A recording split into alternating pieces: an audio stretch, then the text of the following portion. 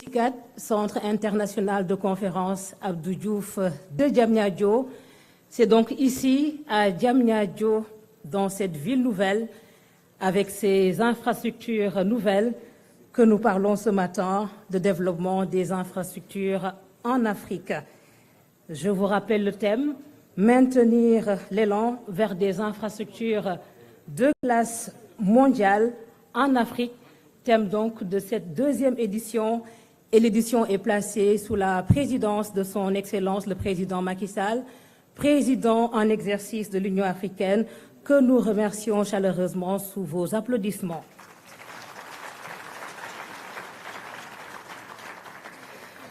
Nous saluons également la présence d'une autre grande voix de l'Afrique, son Excellence M. Paul Kagame, président de la République du Rwanda, président du comité d'orientation des chefs d'État et de gouvernement du NEPAD. Merci de votre présence, Excellence.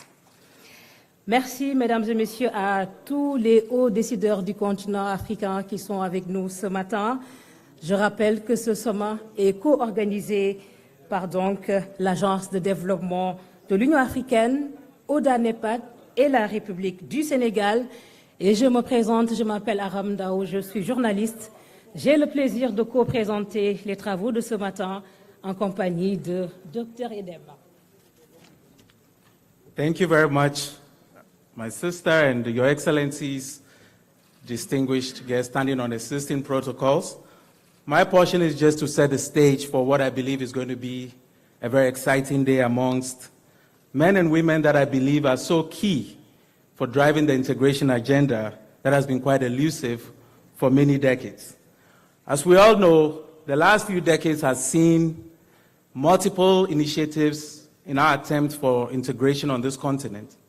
We all know about the Abuja Treaty, which established the African Economic Community, the Yamoussoukro Agreement, which is meant to establish a unified aviation market, the Lagos Plan of Action, proclaimed as a pathway to self-sufficiency, and of course the Addis Ababa Charter on Maritime Transport Affairs, designed to consolidate logistics environment in Africa.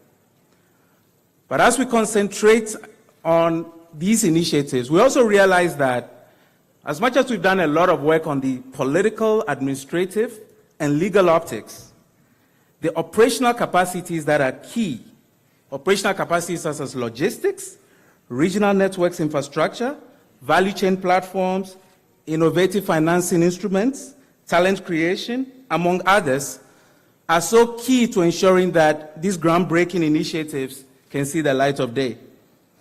And it's for that reason that meetings of this nature and other NEPAD is so crucial.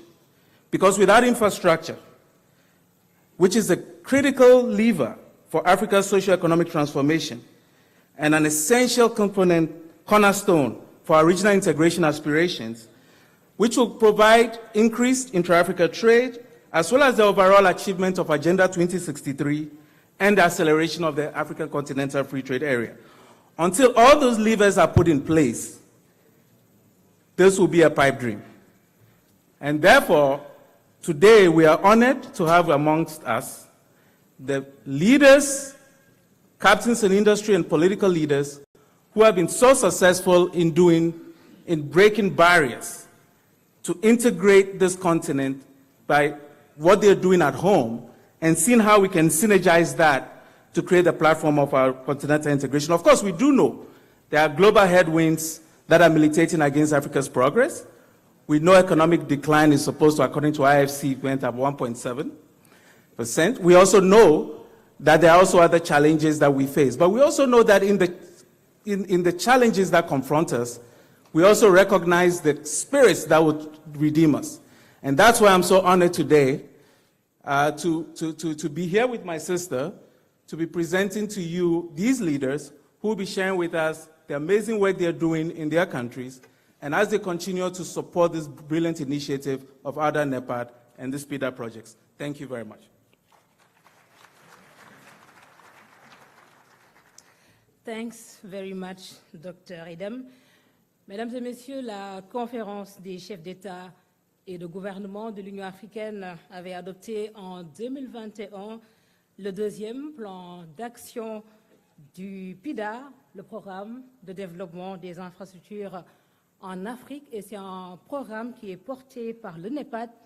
69 projets avaient été retenus pour un besoin d'investissement estimé à 160 milliards de dollars. Nous allons donc revisiter quelques-uns de ces projets dans la vidéo que je vous propose de suivre. Merci.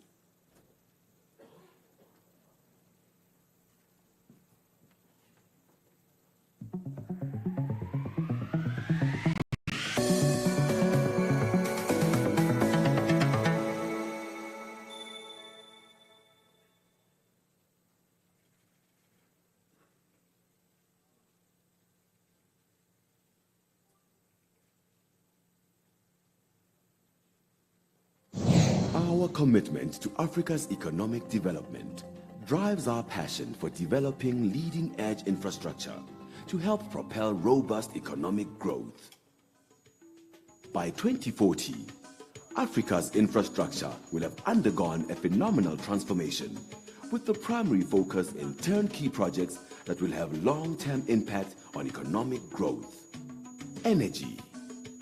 We are committed to increasing capacity in power generation, improving grid infrastructure, and boost supply to meet growing commerce and industry needs, and in the process, ensure uninterrupted productivity. Water. Building new dams, reservoirs, and pipelines to enable reliable water supply for agriculture and industry. This will improve industrial and agricultural output, ensuring long-term job creation and food security. Transport. Ramping up capacity in road, rail, seaports, and air transportation networks to ensure that trade, the movement of goods, as well as people around the continent or destinations abroad, is fast and efficient. ICT. Investing in new age technology that will boost capacity in communications and data transmission capability, enhancing the continent's capacity to participate in international business transactions and give a fillip to inbound investment. PIDA. Today, 55 million people travel by train in Dakar, leaving from the beautifully restored historic railway station. The TER train line is 36 kilometers long and connects the center of Dakar to the new city of Diamniadio and its prestigious brand new football stadium. In the coming years, the train will be connected to the airport with another 19 kilometers to allow international passengers to directly travel into the city center. Je m'appelle Tabaradia, je suis conductrice à la 7h et c'est une très grande fierté de faire partie parmi les premières conductrices du Sénégal. Every day, the TER train transports 50,000 people. The TER train is faster, cheaper, and above all, less polluting. Le TER, ça m'aide, je gagne en temps et je gagne en argent. Pourquoi je gagne en temps? Parce que je travaille à Dakar et je dois rentrer à chaque jour au niveau de la banlieue. Et si je prenais le transport en commun, je perdais le temps parce que je n'arrivais pas à avoir l'heure ou bien à arriver à l'heure à mon emploi.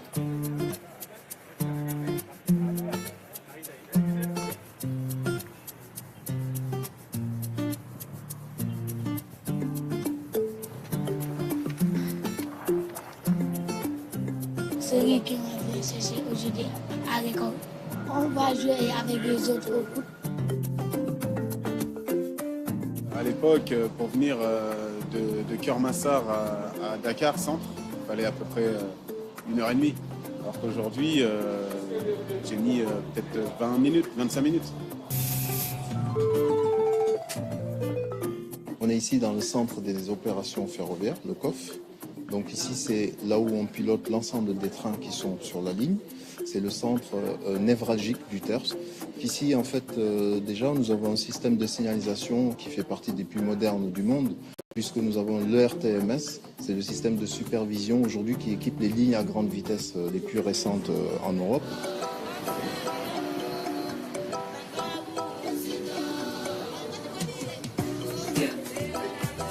The TER train is a symbol for sustainable development in Senegal.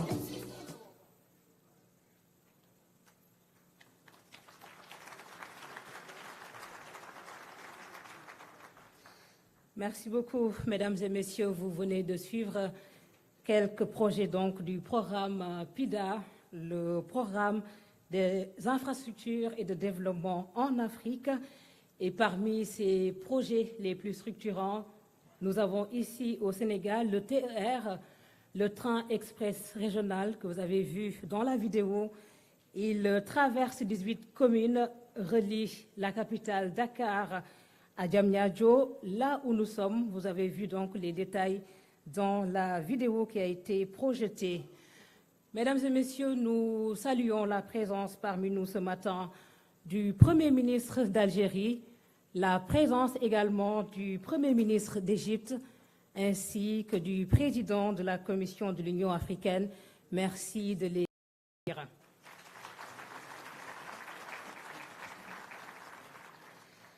Mesdames et messieurs, comme vous le voyez, c'est un sommet qui est organisé par l'Afrique, pour l'Afrique.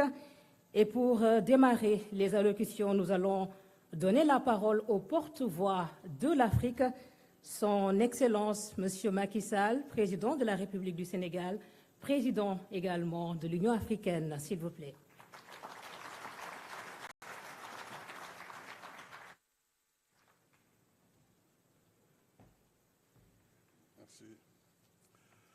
Merci beaucoup, Madame Aramdao. Excellence, Monsieur le Président Paul Kagame, président de la République du Rwanda et président du comité d'orientation du NEPAD, chers frères et chers amis Paul. Excellence, Monsieur Aymen Ben Abdelrahman, Premier ministre de la République algérienne démocratique et populaire. Excellence, Monsieur Moustapha Madbouli, Premier ministre de la République arabe d'Égypte. Excellence, Monsieur Moussa Faki Mahamat, président de la Commission de l'Union africaine, Madame la directrice exécutive de Aouda NEPAD, Sœur Natando, Excellences, Messieurs les présidents des institutions de la République du Sénégal, Monsieur le Président de l'Assemblée nationale, Monsieur le Premier ministre, Monsieur le Président du Conseil économique, social et environnemental, Mesdames et Messieurs les ministres, Excellences, Mesdames, Messieurs les ambassadeurs et représentants d'institutions internationales, partenaires techniques et financiers, Mesdames et Messieurs les représentants du secteur privé, national et international. Je voudrais distinguer notre partenaire, M. Sultan Ben Sulayem, chairman de Dubai Port World, mais également tous les CEO ici présents et nos représentants d'Africa 50, cher Alain Ebobisse, le président d'Afrique Exim Bank, professeur Orama, ainsi que les distingués invités à cette rencontre du NEPAD, une rencontre bien africaine. Mesdames et messieurs, une semaine après la deuxième conférence internationale de Dakar sur l'agriculture, le Sénégal se réjouit d'accueillir ce second sommet sur le financement des infrastructures en Afrique. Je souhaite ainsi la bienvenue et un agréable séjour à nos hôtes. Je te remercie particulièrement, cher Paul, pour ton leadership dynamique à la tête du comité d'orientation du NEPAD. Et je salue l'intérêt constant que tu as toujours accordé à la promotion des infrastructures en Afrique. Il y a exactement un an, tu étais avec nous ici à Diamniadio, à Dakar, à l'occasion de l'inauguration du stade du président Abdoulaye Wade, qui fait face au CICAD.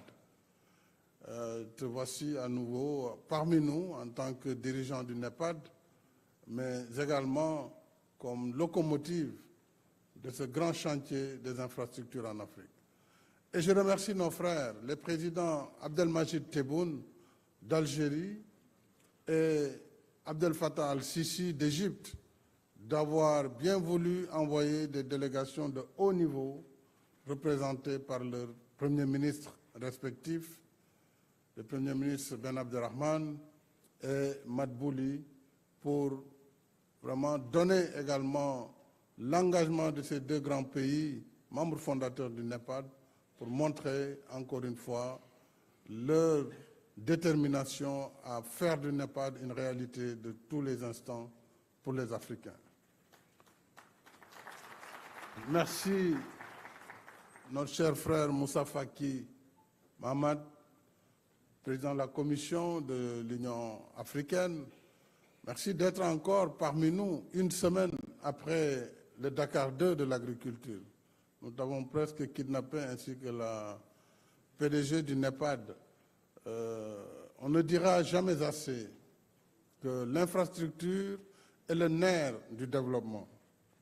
Il est également le fil conducteur de l'intégration, parce que c'est elle, l'infrastructure, qui soutient l'activité économique et assure la mobilité indispensable au processus de développement.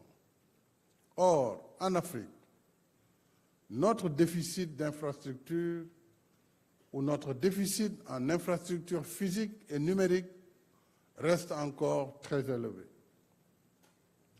Ainsi, malgré la disponibilité d'abondantes sources d'énergie qui aident à éclairer le monde, plus de 600 millions d'Africains n'ont pas encore accès à l'électricité. Un paradoxe. Et dans nombre de nos pays, le transport routier et ferroviaire reste encore problématique. Il en est de même pour le transport aérien, où pour voyager, très souvent, d'un pays africain à un autre, on est parfois obligé de sortir du continent pour y revenir. Pour les infrastructures numériques, malgré les progrès accomplis, le taux de connexion sur le continent reste encore faible, 36%, contre une moyenne mondiale de 62,5%. On pourrait multiplier les exemples.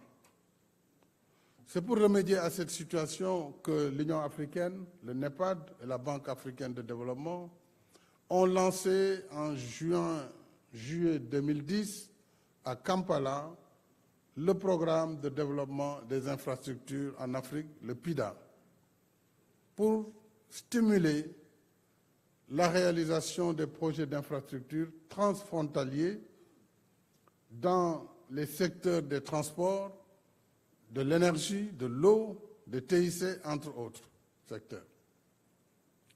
4 ans plus tard, exactement en juin 2014, nous avons tenu ici à Dakar le premier sommet sur le financement du PIDA et lancé un plan d'action prioritaire de 16 projets. Dans la même foulée, Africa 50 a été créé en tant que plateforme d'investissement dans les infrastructures pour passer de la vision à l'action.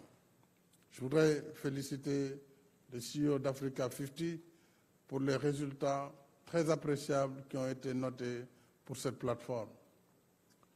Mais en dépit de nos difficultés structurelles et des effets de la pandémie Covid-19, il faut reconnaître que l'Afrique est en chantier. À titre d'exemple, avec un prêt de la BAD, le Sénégal et la Gambie se sont associés pour réaliser en 4 ans le pont sur la Sénégambie, sur le fleuve Gambie, qui s'appelle Pont Sénégambie, une doléance vieille de plus de 60 ans, que nous avons satisfaite depuis janvier 2019, en assurant la fluidité du transport entre les deux pays et vers les régions sud du Sénégal. En novembre 2021, le Sénégal et la Mauritanie ont lancé le chantier du pont de Rosso sur le fleuve Sénégal, qui est en cours de réalisation pour une durée de 30 mois, donc dans quelques mois, nous allons inaugurer cette infrastructure majeure qui a été aussi financée avec le concours de la BAD, de l'Union européenne et de la Banque européenne d'investissement. Ce pont est un chaînon du processus d'intégration africaine en tant que partie intégrante du corridor transfrontalier Tanger, Casablanca, Nouakchott, Dakar, Abidjan et Lagos. Donc c'est cet axe qu'il permet de relier en continuité terrestre. Par ailleurs, sur le continent, je sais que les mêmes efforts de construction, d'infrastructures, d'interconnexion par des financements publics se suivent dans l'esprit du NEPAD. Il faut s'en féliciter. Et nous serons très intéressés d'apprendre certaines expériences, notamment en Algérie, au Rwanda, sur les TIC et dans d'autres pays, comme l'Égypte. Il serait intéressant que ces expériences soient connues également afin que nous puissions partager les bonnes pratiques en matière de développement et de financement des infrastructures publiques. Alors je n'oublie pas le rôle essentiel du secteur privé, dont le mérite est de montrer que les infrastructures en Afrique peuvent également être rentables. Je citerai à titre d'exemple un méga projet au Sénégal, le port en eau profonde de Ndayane, adossé à une zone économique spéciale que le Sénégal développe à quelques kilomètres d'ici avec notre partenaire Dubai Port World pour un coût initial de 837 millions de dollars. Un projet donc public-privé dans sa première phase pour atteindre plus du milliard de dollars dans sa seconde phase. Alors c'est le plus gros investissement privé au Sénégal. Thank you very much, Chairman Sultan. We are very proud of our partnership, and we hope on this February we will start the work on the site. Donc nous allons en effet démarrer les travaux de ce port. Nous avons levé toutes les contraintes liées au financement et l'État a assumé toutes ses obligations pour que ce travail, ce chantier énorme puisse démarrer.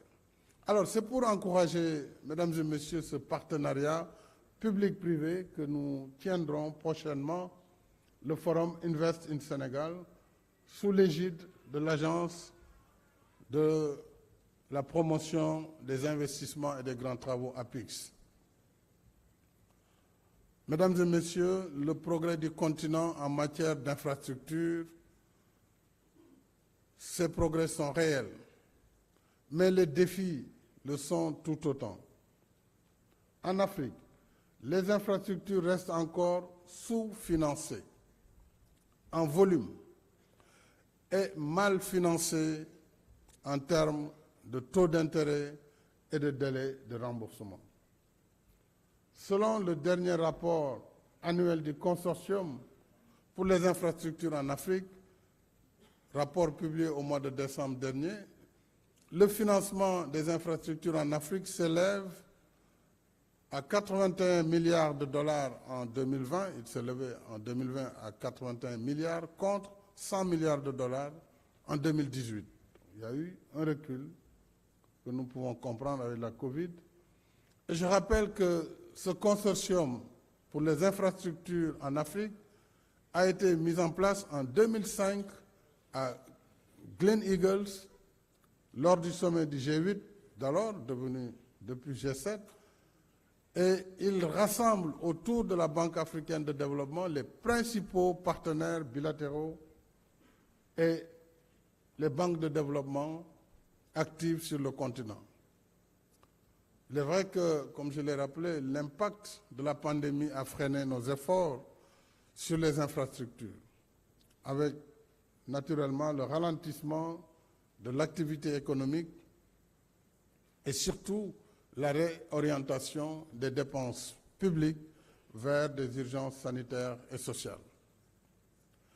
Mais même sans ces difficultés conjoncturelles, l'Afrique a toujours payé très cher ses projets à cause des taux d'intérêt élevés. Je Je crois que là, il nous faut engager une sérieuse discussion avec nos partenaires.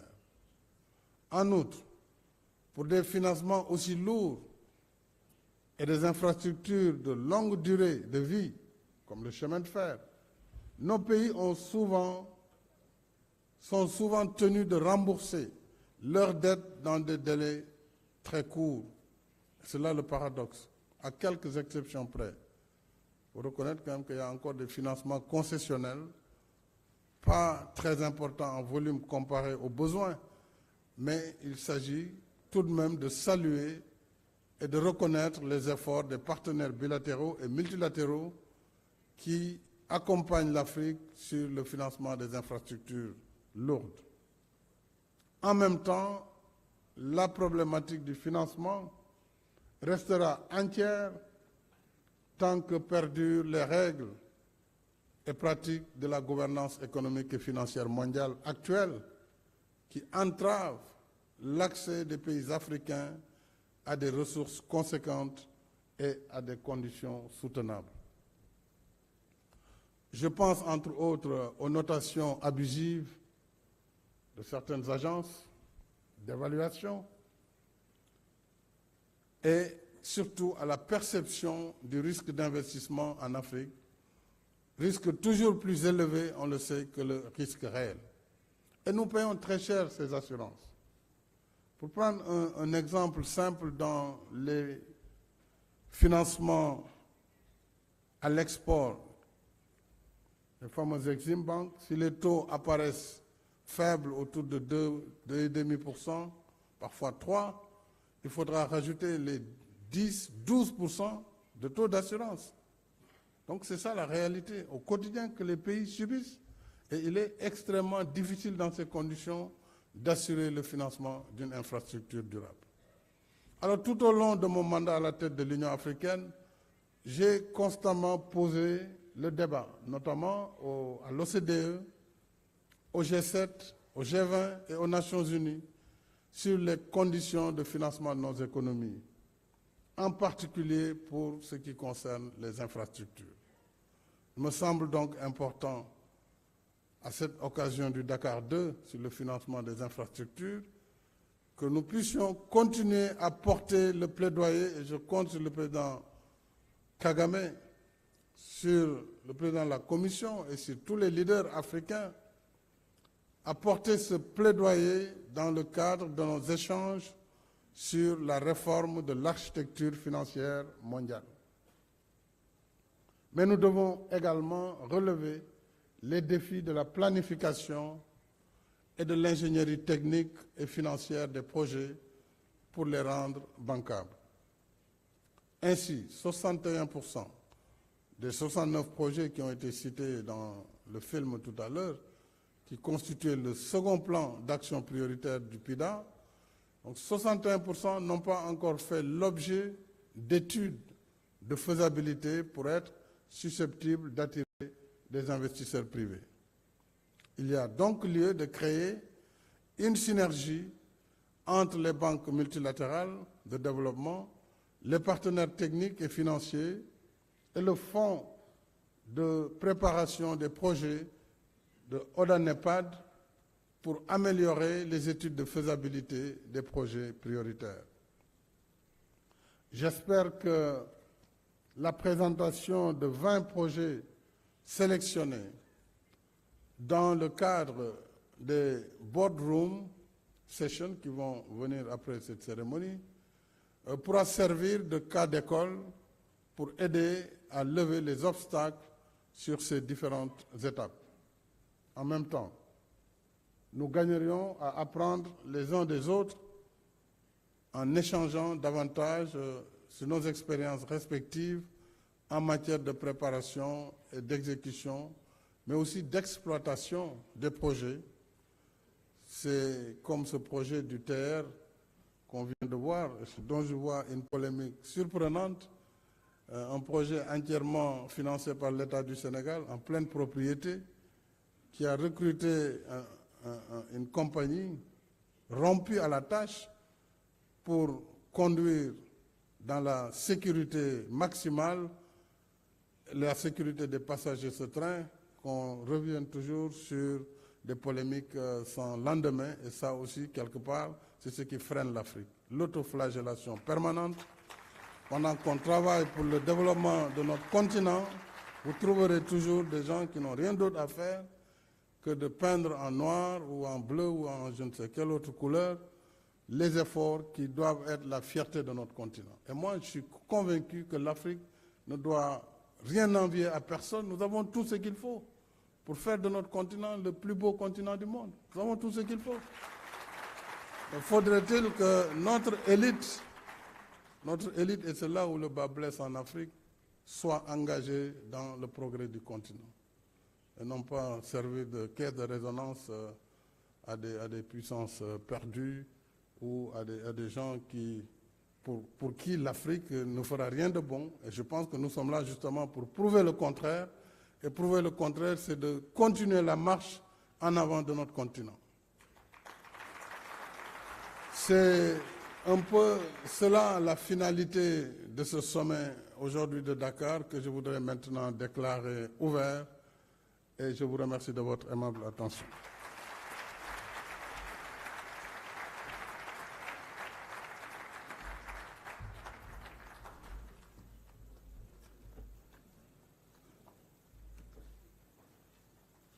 Merci mille fois, Monsieur le Président, de votre discours inspirant. I now have the distinguished honor of inviting to take the floor to give his opening remarks His Excellency President Paul Kagame, President of the Republic of Rwanda and Chairperson of NEPAD Heads of State and Government Orientation Committee. Your Excellency, you have the floor.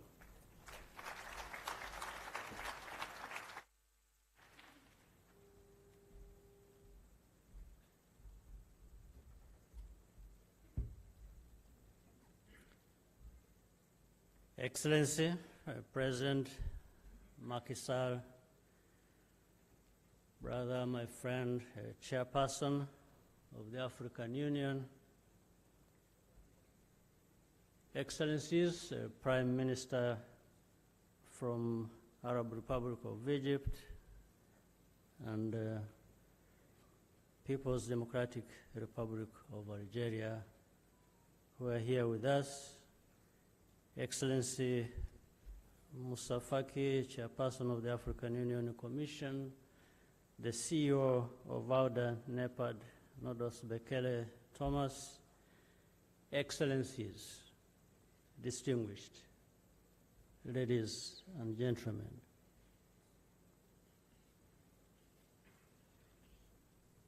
Allow me to begin by thanking President Macky Sall for hosting this important meeting ahead of the African Union Summit and the AUDA NEPAD Heads of State Government Orientation Committee later this month.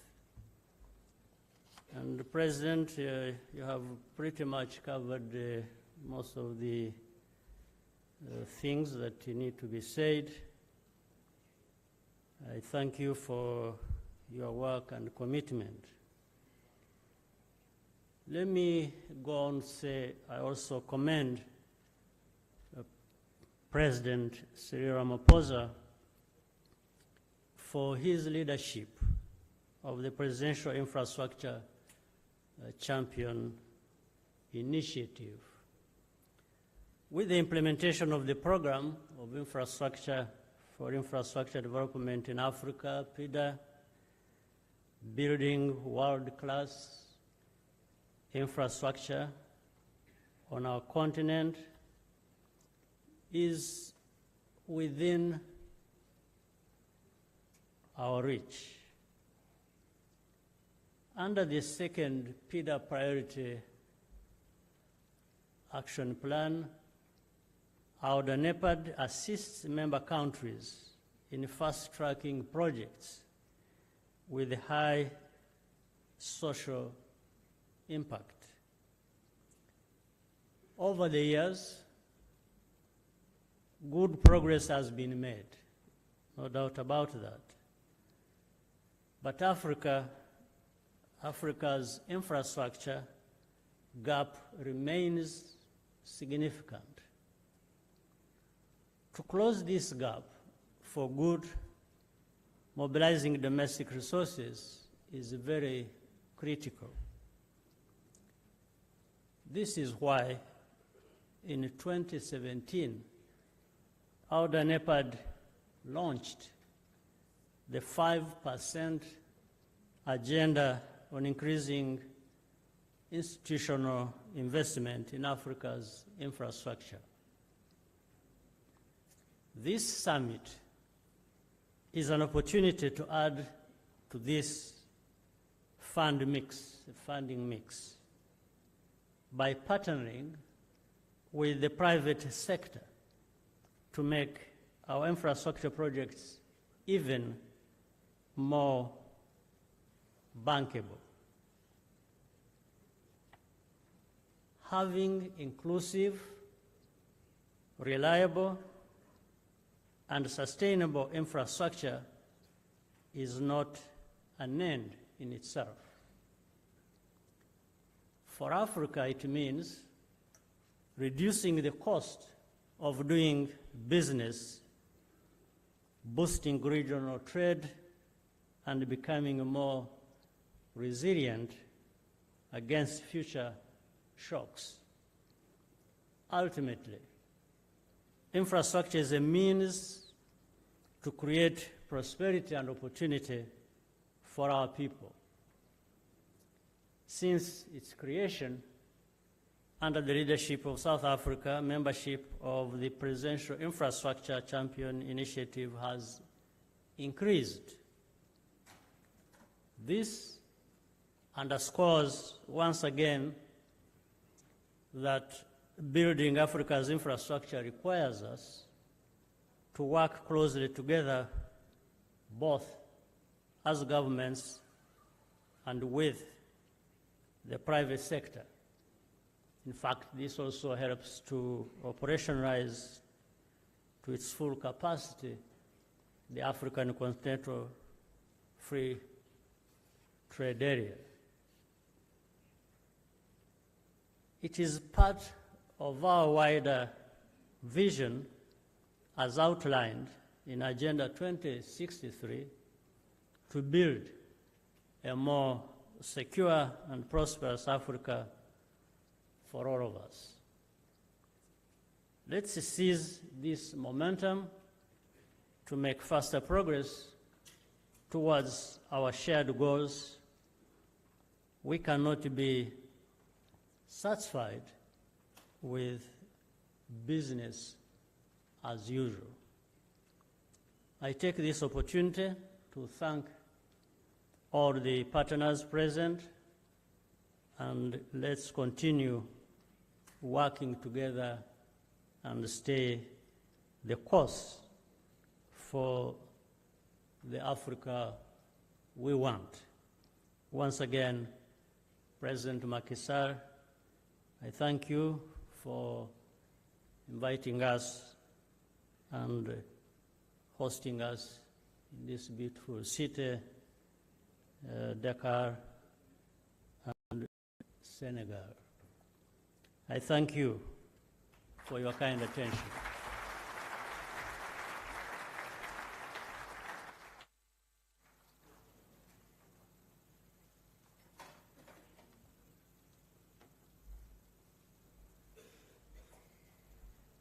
Merci.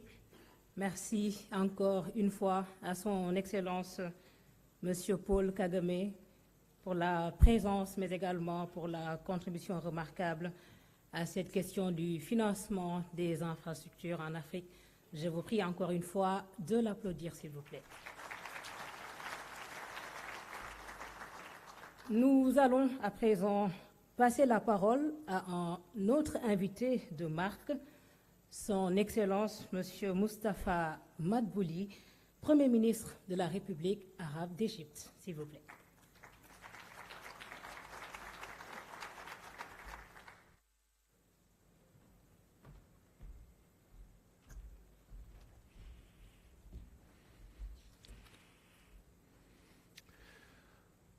بسم الله الرحمن الرحيم.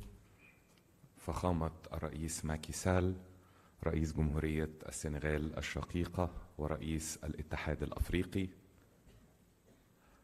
فخامة رئيس بول كاغامي رئيس جمهورية رواندا، الأخ العزيز دولة رئيس الوزراء أيمن بن عبد الرحمن رئيس وزراء جمهورية الجزائر الشقيقة، أصحاب المعالي رؤساء الدول والحكومات الأفريقية، السيدات والسادة الحضور، أود في البداية أن أتوجه بخالص الشكر لفخامة الرئيس ماكي سال على ما لمسناه من حفاوة الاستقبال وكرم الضيافة، وكذا التنظيم المتميز للنسخة الثانية من مؤتمر دكار لتمويل مشروعات البنية الأساسية. كما أنقل لحضراتكم تحيات فخامة الرئيس عبد الفتاح السيسي رئيس جمهورية مصر العربية، والذي حالت ارتباطات مسبقة دون مشاركة سيادته اليوم. ويسعدني في ذلك السياق أن أعرب عن التقدير للرئاسة السنغالية للاتحاد الأفريقي على مدار عام كامل، والتي شهدت جهدا خالصا من جانب فخامة الرئيس ماكي سال لدعم مواقف القارة الأفريقية والدفاع عن مصالحها في مختلف المحافل الدولية. ولا يفوتني هنا توجيه الشكر إلى سكرتارية وكالة الاتحاد الأفريقي للتنمية النيباد لمساهمتها في الإعداد للقمة ولما تبذله من جهود لحشد التمويل الدولي لمشروعات البنية التحتية القارية. وأود أن أؤكد على تطلع مصر لرئاسة لجنة توجيه النيباد على مستوى رؤساء الدول والحكومات للفترة من فبراير 23 إلى فبراير 25 لتعزيز الدور الذي تقوم به الوكالة على الصعيد الدولي للتعريف بأولويات التنمية في أفريقيا وسد الفجوة التمويلية من أجل تحقيق أهداف أجندة التنمية الأفريقية 2063. السادة الحضور، يأتي انعقاد قمتنا اليوم وما تتضمنه من فعاليات وجلسات مهمة وبحضور الشركاء الدوليين بعد مرور 9 أعوام على تنظيم النسخة الأولى لمؤتمر تمويل مشروعات البنية التحتية في القارة الأفريقية عام 2014، ليحمل دلالة واضحة على تجديد عزمنا على تطوير الشراكة بين أفريقيا والشركاء الدوليين، بما يمكننا من إيجاد حلول ترفع عن شعوبنا عبء الأزمات المتتالية وتسهم في تأمين مستقبل أفضل لهم. كما يأتي محور تمويل الممرات الاقتصادية والمشروعات التنموية بقارتنا، لا سيما تلك المتعلقة بالبنية التحتية، كركيزة أساسية نحو تخطي التحديات القائمة والسعي نحو تنفيذ أهداف أجندة 2063.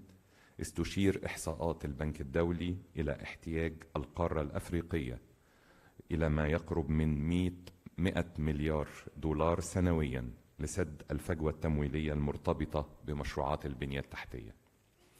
واسمحوا لي في هذا الصدد أن أشير إلى المحاور الخمسة التالية، والتي تمثل في تقديري ركائز مهمة لتحقيق تطلعاتنا لدفع مجالات التنمية بالقارة. أولا، أهمية بذل المزيد من الجهد لحشد التمويل لمشروعات الربط القاري في إطار برنامج تنمية البنية التحتية الأفريقية بيدا باب 2، والذي من بينها مشروع الربط النهري بين بحيرة فيكتوريا والبحر المتوسط.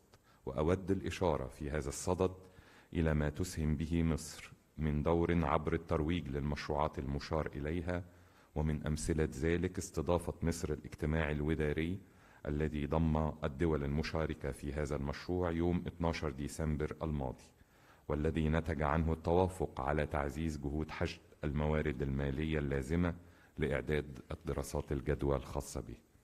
ثانياً، الحاجة لقيام الدول الأفريقية على المستوى الوطني بتحفيز سياسات تشجيع الاستثمار، وقد اتخذت مصر خطوات إيجابية في هذا الصدد، من بينها إصدار وثيقة سياسة ملكية الدولة، وكذا إصدار الرخصة الذهبية للمشروعات الاستثمارية، وتعزيز حوافز الاستثمار في المنطقة الاقتصادية لقناة السويس لتكون منصة رئيسية لجذب الاستثمارات في المنطقة والاعتماد على نهج الشراكة بين القطاعين العام والخاص. ثالثا، أهمية مشاركة الدول الأفريقية لخبراتها فيما بينها، إذ انخرطت مصر في تجربة تنموية رائدة في مجال البنية التحتية على مدار الأعوام 8 الماضية، وبلغت الاستثمارات في مجال البنية التحتية ما يقارب 170 مليار دولار في خلال هذه ال8 سنوات. ولم يسهم ذلك فقط في تطوير شبكة البنية التحتية القائمة وبناء مدن جديدة تعمل على جذب الاستثمارات، بل أسهم أيضا في توفير نحو 5 مليون فرصة عمل جديدة للشباب المصري. وأود في هذا السياق الإشارة إلى المشروع التنموي الضخم الذي ينفذ بأياد مصرية وتنزانية، وهي مشروع سد جوليوس نيريري في تنزانيا، والذي يعد نموذجا يحتذى به للتعاون بين الدول الأفريقية في المجال التنموي، ويبرز الإمكانات والخبرات التي تختص بها الشركات المصرية في مجال البنية التحتية، وتقف مصر على أتم استعداد لمشاركة كل الخبرات مع الدول الأفريقية الشقيقة. رابعا، وجود دور ومسؤولية على الشركاء الدوليين ومؤسسات التمويل الدولية لسد الفجوة التمويلية في مشروعات التنمية المستدامة وتخفيف أعباء الديون عن الدول الأكثر تضررا، إذ وصلت معدلات ديون الدول النامية لمستويات خطيرة جاوزت 250% من إيراداتها، ويتطلب الأمر إجراءات عاجلة، منها على سبيل الأخص تفعيل مبادرة مجموعة ال20 لتعليق الديون، بجانب صياغ آليات لتحويل الديون إلى استثمارات. ولا يفوتني هنا التأكيد على أهمية تفعيل مبادرة حصول القارة الأفريقية على مقعد بمجموعة ال20 الاقتصادية، لما سيمثله ذلك من فرصة لإيصال صوت الدول الأفريقية وصياغة سياسات أكثر اتساقا مع الواقع. خامسا، أهمية الاستفادة من اتفاقية التجارة الحرة القارية التي دخلت حيز النفاذ في عام 2019 خلال ترأس مصر للاتحاد الأفريقي، إذ أن ثمار اتفاقية التجارة الحرة الأفريقية لا يمكن جنيها دون استثمار كبيرة لتحقيق الربط القاري، وتعلي مصر من أهمية هذا المحور في ضوء رئاستها الحالية لتجمع الكوميسا. السادة الحضور، قدمت لكم عددا من المحاور التي نقدر أهمية أخذها في الاعتبار عند صياغة مقاربة لتعزيز جهود التنمية في قارتنا الأفريقية، خاصة في ظل الظروف الدولية الراهنة. وإنني آمل أن يتبنى اجتماعنا اليوم رؤية واضحة لكيفية تعزيز الشراكة مع الفاعلين الدوليين لتمويل المشروعات التنموية بقارتنا، لا سيما تلك المتعلقة بالبنية التحتية، باعتبار الاستثمار في هذا المحور شرطا أساسيا للاستجابة لطموحات شعوبنا الأفريقية. وفي الختام، لا يسعني إلا أن أجدد الشكر لدولة السنغال الشقيقة ورئيسها ماكي سال على حسن الاستضافة وعلى تنظيم هذا الحفل الهام، والذي سوف يشهد نقاشات مثمرة حول قضية من أهم القضايا المطروحة على أجندة عمل قارتنا التنموية. وشكرا لكم جميعا.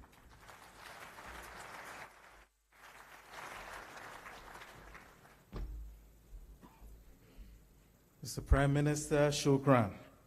May I now invite the Prime Minister of People's Democratic Republic of Algeria, His Excellency Mr. Ayman Ben Abderrahman, to take his floor. Thank you.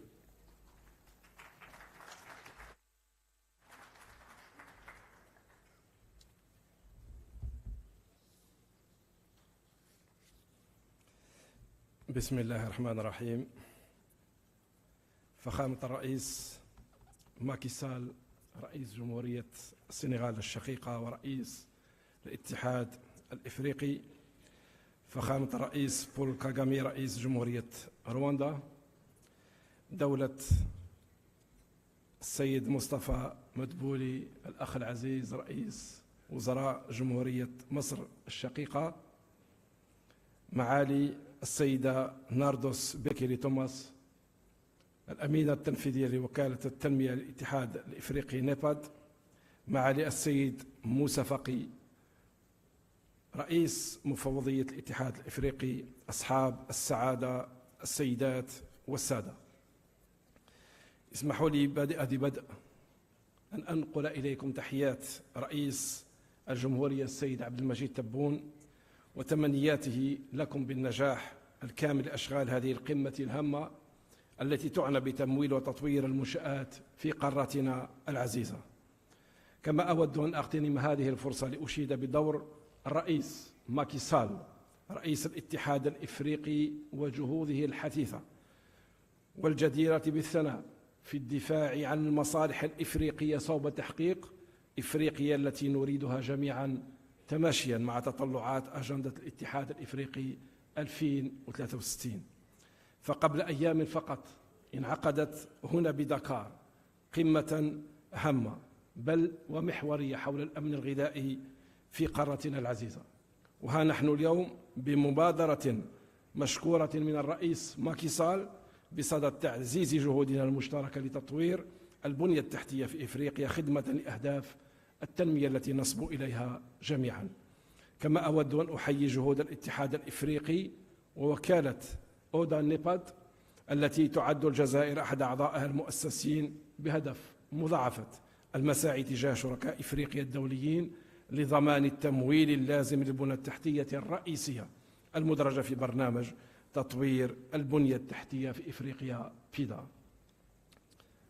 أصحاب السعادة سيداتي سادتي، على غرار قمة دكار الأولى في عام 14 فإن اجتماعنا اليوم يؤكد وعينا المشترك بالدور الحاسم للبنى التحتية في مسار التنمية الاقتصادية لإفريقيا، وهو ما يجعله سانحة حقيقية لبحث السبل والوسائل الجديرة بتسريع وتيرة إنجاز المشاريع الرائدة المدرجة في أجندة 2063 للاتحاد الإفريقي، لا سيما منطقة التجارة الحرة القارية الإفريقية زليكاف.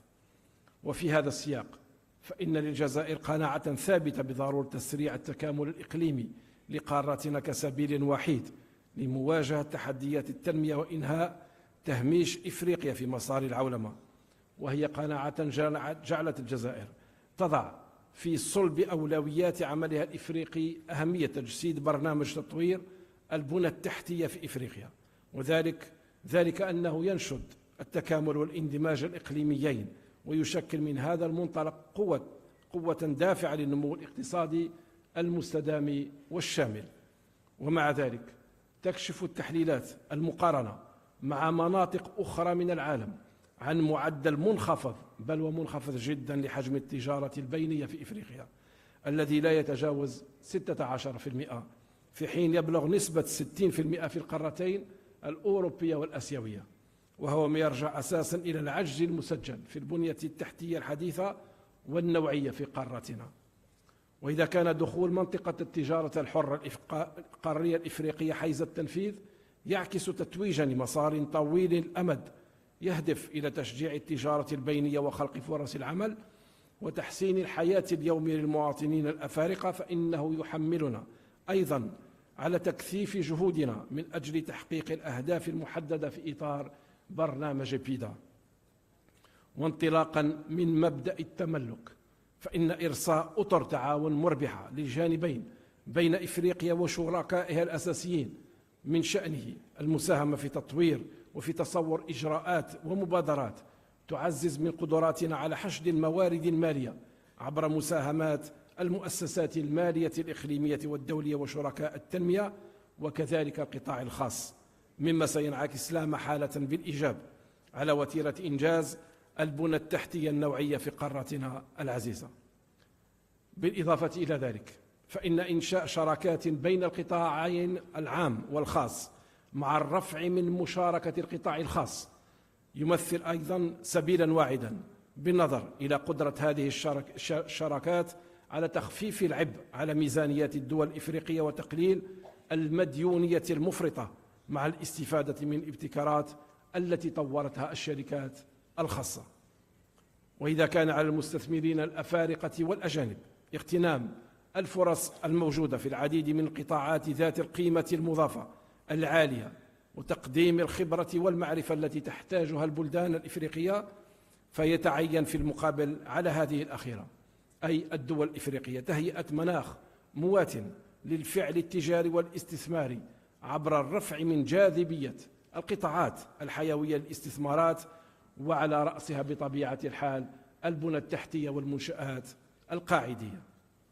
السيد الرئيس، أصحاب السعادة، السيدات والسادة الحضور، كانت الجزائر ولا زالت ملتزمة تماما بالعمل على تعزيز المساعي الرامية إلى تحقيق الاندماج القاري، وهو ما تترجمه الطبيعة الاندماجية لمنشآتها القاعدية الأساسية وبناها التحتية الوطنية، حيث أنه منذ حداثة عهدها بالاستقلال أطلقت مع دول الجوار أحد أوائل المشاريع الاندماجية في قارتنا العزيزة من خلال الطريق العابر للصحراء الذي يبلغ طوله قرابة 10,000 كيلومتر، مع محور رئيسي إلى نيجيريا عبر النيجر، وتفرعات تربط الجزائر، مالي، النيجر، تونس، نيجيريا وتشاد، مشكلا بذلك حافزا ومسرعا للتكامل الاقتصادي الإفريقي، كونه يمتد على 3 مناطق إفريقية: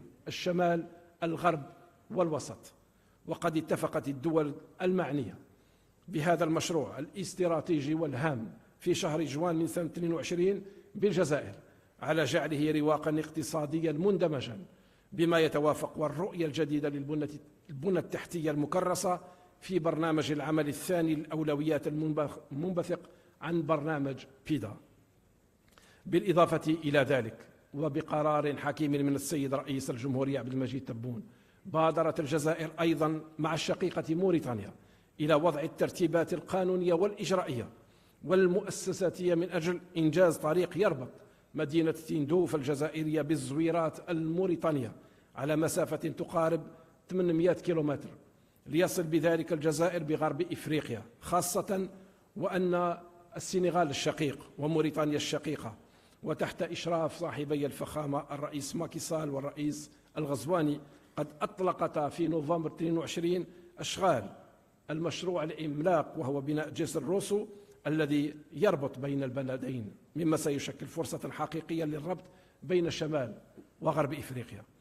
كما أن شبكة الألياف البصرية العابرة للصحراء بطول 4500 كيلومتر التي ستربط الجزائر، مالي، النيجر وموريتانيا ستسمح بتطوير الاقتصاد الرقمي ورأب الفجوة الرقمية في المنطقة وتحقيق نقلة نوعية في جميع المجالات.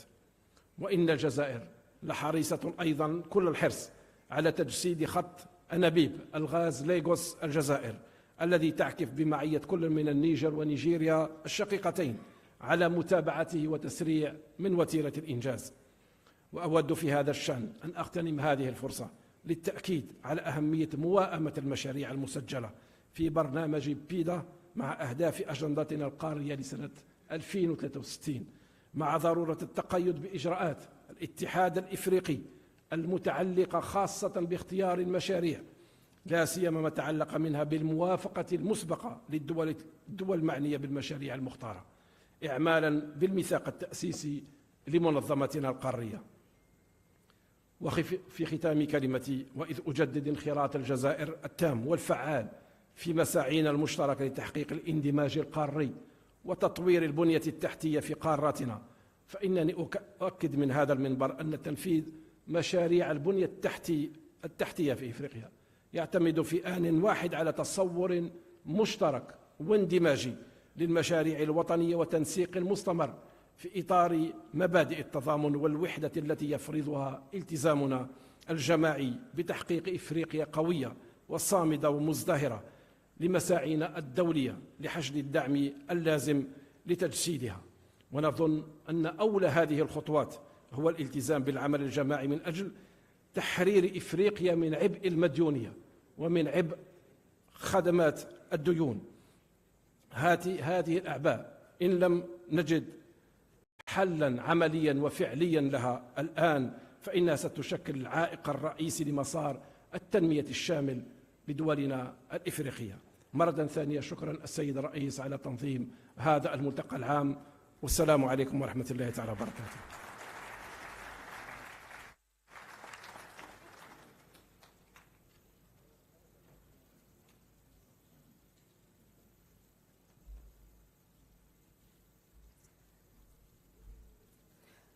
nous remercions vivement son Excellence, Monsieur Ayman Ben Abdelrahman. Merci beaucoup. Mesdames, Messieurs, je voudrais à présent passer la parole au président de la Commission de l'Union africaine. Merci d'accueillir son Excellence, Monsieur Moussa Faki Mahama.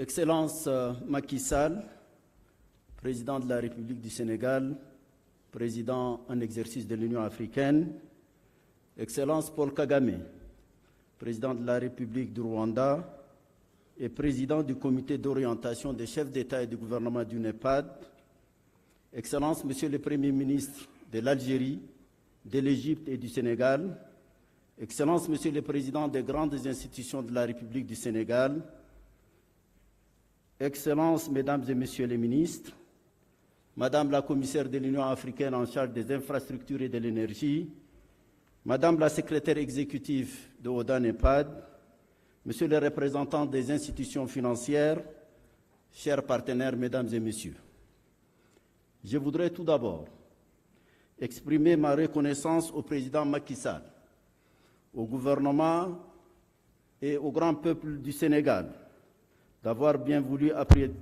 abriter successivement 2 conférences sur des questions vitales pour l'Afrique. La conférence sur la sécurité alimentaire il y a une semaine et le sommet actuel sur le financement des infrastructures. Disons-le d'emblée, les infrastructures constituent le socle, le nœud gordien des problématiques du développement en Afrique. La transformation structurelle de nos économies, à travers l'accélération de l'intégration régionale et continentale, l'amélioration de la compétitivité de nos économies, l'intensification des flux commerciaux interafricains, l'augmentation de la productivité industrielle et agricole et la réduction des inégalités exigent des infrastructures modernes et de qualité.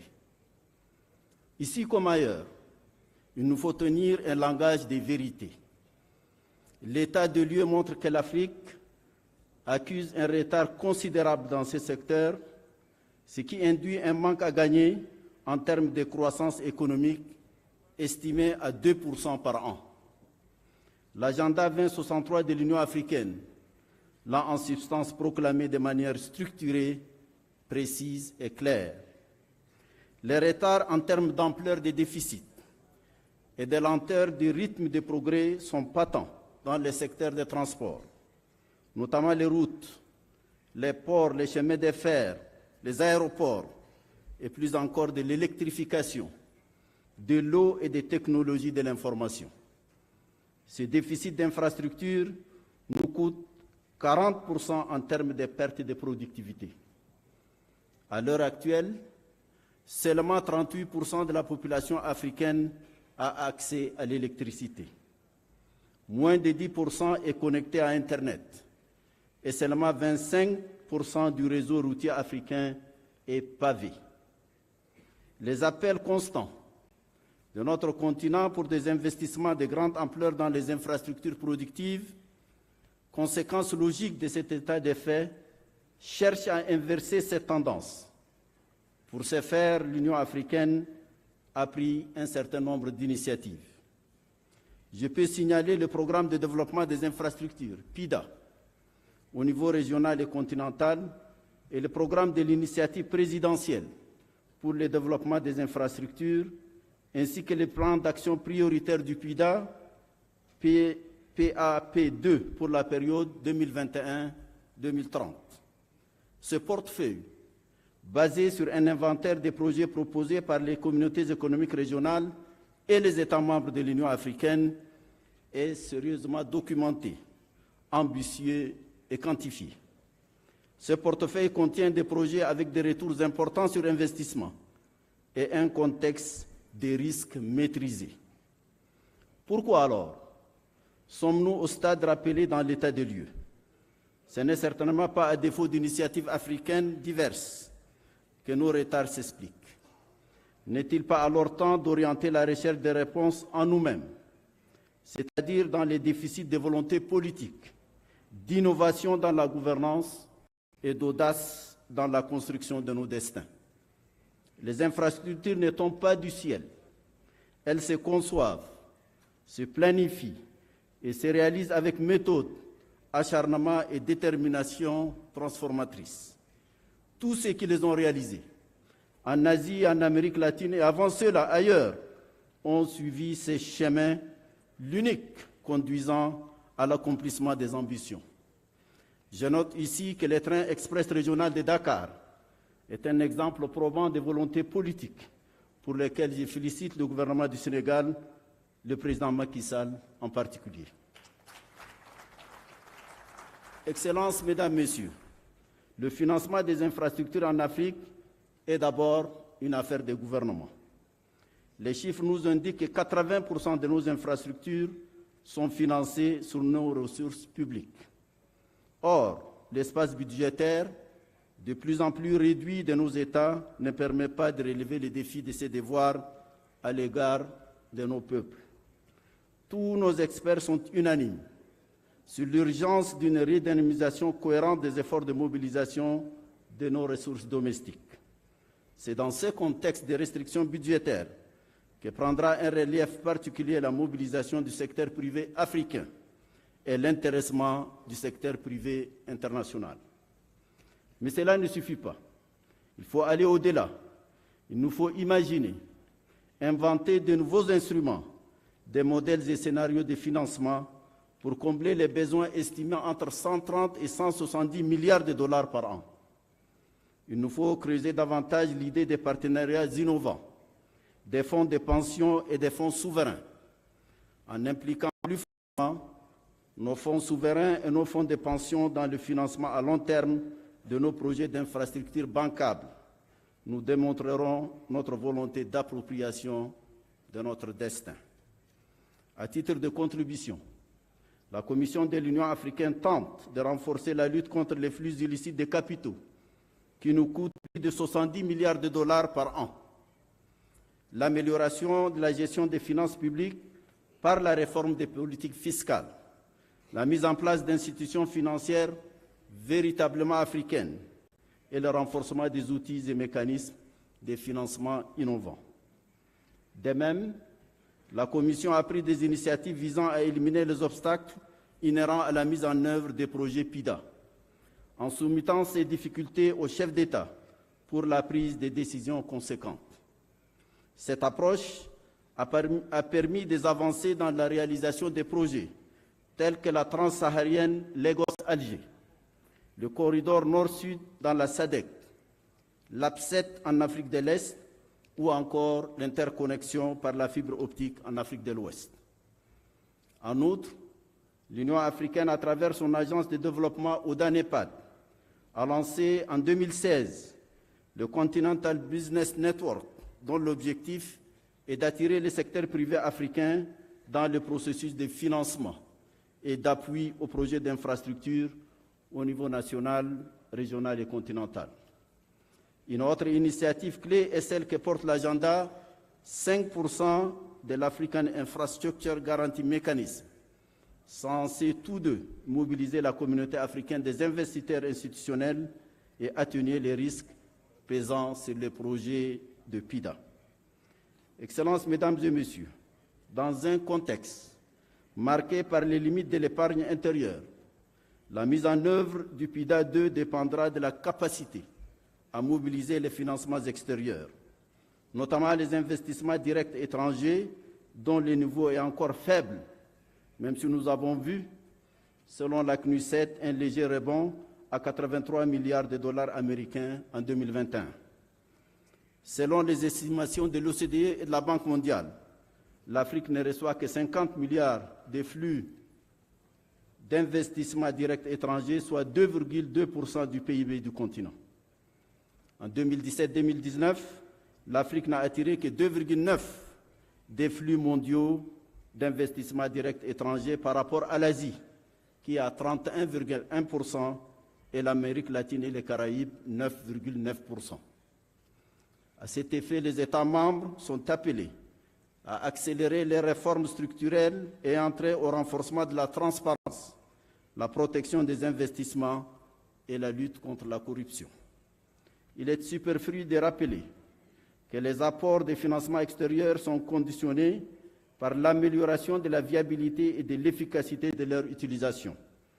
Il y a lieu d'insister ici sur la priorisation des infrastructures dans les initiatives d'allègement de la dette, de sorte que toute mesure d'allègement aboutisse à l'affectation de la dette annulée au développement des infrastructures.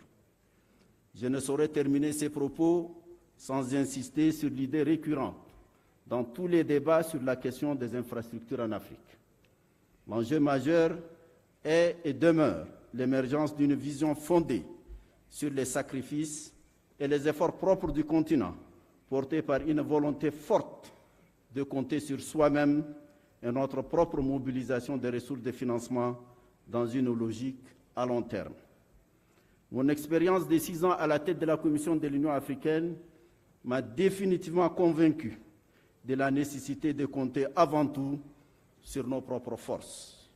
Les promesses et chiffres mirobolants, ressassés de conférence en conférence et de forum en forum internationaux, nous en sommes suffisamment abreuvés. N'est-il pas temps de nous ressaisir? N'est-il pas temps de se réveiller? N'est-il pas temps, pour tout dire, de réaliser que notre autoconstruction ne viendra jamais que de notre propre rédemption, de notre émancipation, de cette insupportable attente de l'autre? Une Afrique intégrée n'est pas possible sans les infrastructures. Une Afrique prospère n'est pas possible sans les infrastructures. Une Afrique en paix n'est pas possible sans les infrastructures. Agissons donc en conséquence pour l'Afrique, pour l'avènement de l'Afrique que nous voulons, une Afrique intégrée, prospère et en paix. Je vous remercie.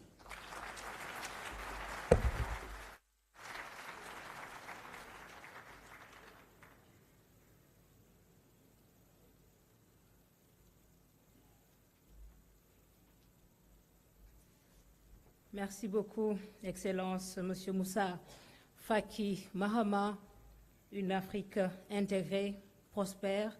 Voilà qui met un terme à ce premier tableau de la cérémonie d'ouverture. Mesdames et messieurs, merci encore une fois de remercier tous nos honorables orateurs de ce matin. Merci beaucoup. Et nous allons à présent passer donc au deuxième tableau, la table ronde présidentielle pour prolonger justement la réflexion sur le financement des infrastructures. Et ce tableau sera conduit par Dr Idem. Merci beaucoup.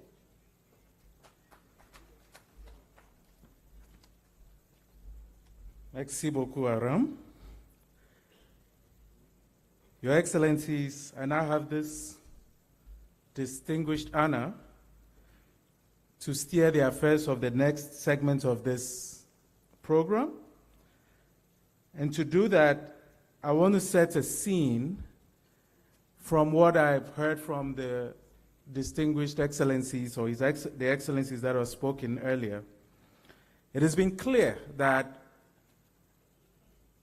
we know the problems. It's clear that our countries have demonstrated to defy all odds to do projects that we can leverage on and extend blessings to other regions of this continent. It is also clear that we have all the expertise and resources within this continent in terms of the human resource, the policy direction, and the foundational work that has been done by the African Union and other NEPAD, which is now translated into the SPIDA PAP 2 priority projects that we are discussing here today. So given that we're not here to talk about the problems anymore, we're here to determine how we'll execute the priority projects that have been outlined before us. And given that we know that it's possible because we've seen it being done here in Senegal, in Rwanda, in Algeria, and across borders, then I think the real problem we have here, it's not even a problem, it's really about coordination, organization, sequencing, marketing, but doing it together. And so I'd like to invite, to set the tone, one person who has been given that responsibility to coordinate the affairs of this continent as it relates to our development agenda, and who has this mantle to steer the African Union, NEPAD, towards its realization of Agenda 2063. Please help me to present to you Her Excellency Mrs. Nados Bekele Thomas, Chief Executive Officer of the African Union Development Agency, NEPAD. Thank you.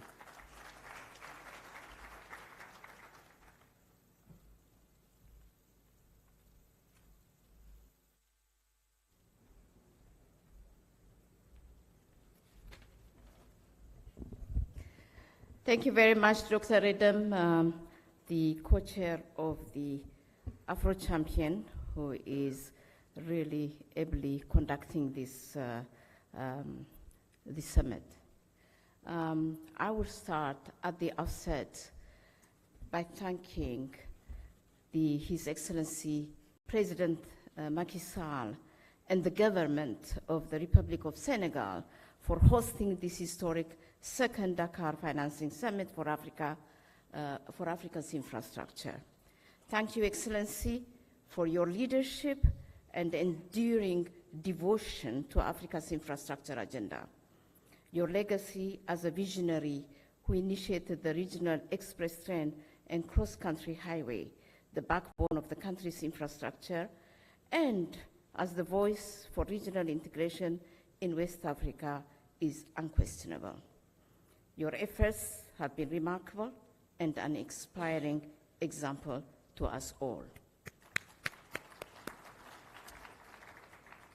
Excellencies, ladies and gentlemen, I would also like to acknowledge Your Excellency Paul Kagame, President of the Republic of Rwanda, Chairperson of the NEPAD Heads of State and Government Orientation Committee, the proud pioneer of Africa's Smart Cities initiative, which harnessed ICT infrastructure to provide a higher quality of life to Africans and made our cities more efficient, competitive, and innovative.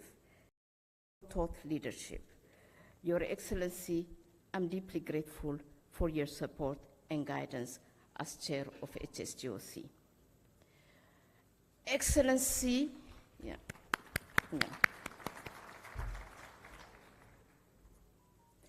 Excellency Ayman Ben Abderrahman, Prime Minister of the Democratic and Popular Republic of Algeria, and Excellency Mustafa Madoubli, Prime Minister of the Arab Republic of Egypt, and also the Excellency Prime Minister of Senegal, founding members of NEPAD.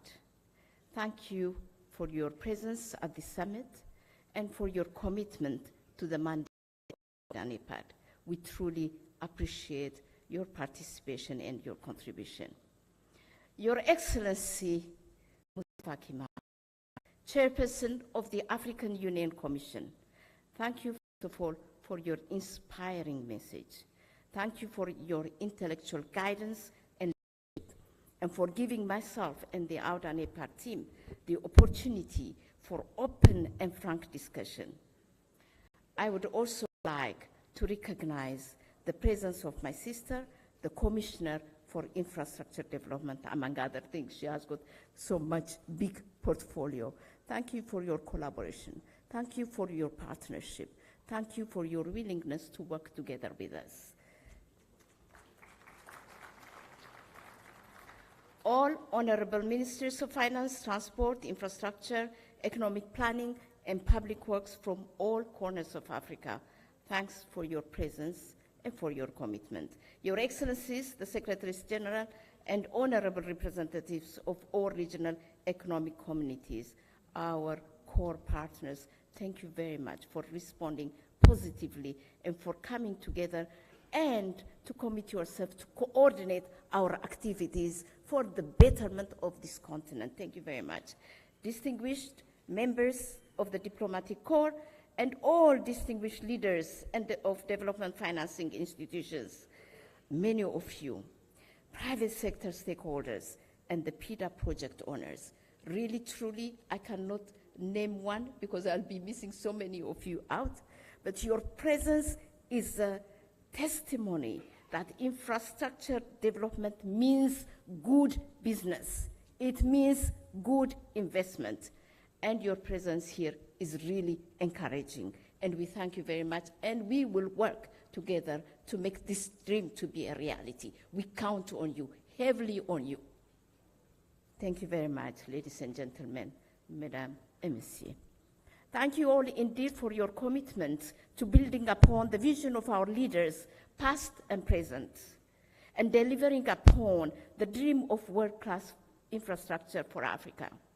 Your presence at this summit is a testament to your willingness to reflect upon and resolve the challenges that hinder the realization of Agenda 2063. Excellencies, ladies and gentlemen, many of you have been part of the journey of progressing Africa's infrastructure agenda forward, including through the formulation of the Program for Infrastructure Development, PIDA, and the inaugural Dakar Financing Summit, which called for a paradigm shift in the way the resources of the continent are used. Once again, we find ourselves in that privileged position where we have the opportunity to herald a new era in our approach to infrastructure financing.